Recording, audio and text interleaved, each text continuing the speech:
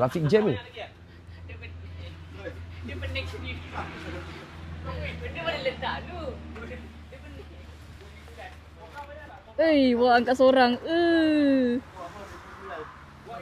Korang jangan tengok tim-tim Bojan. Diorang ni kerja dah 3 tahun, 2 tahun. So memang kita kalau hari kerja, kita buat benda yang sama. Benda berat jadi ringan.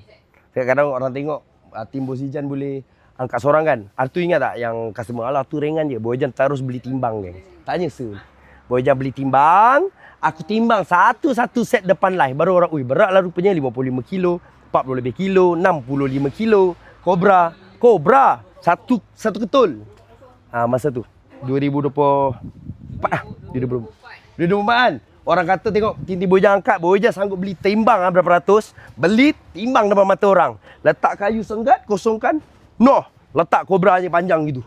Bojan je macam tu. Bojan je cakap, tak ada nak auta ke apa. Orang tak percaya, tunjuk fakta. Simple hidup ni, betul tak? Acik rasa nak balik.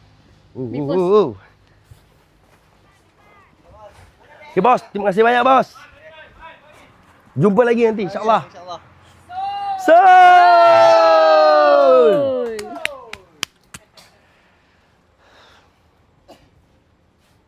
Tengah.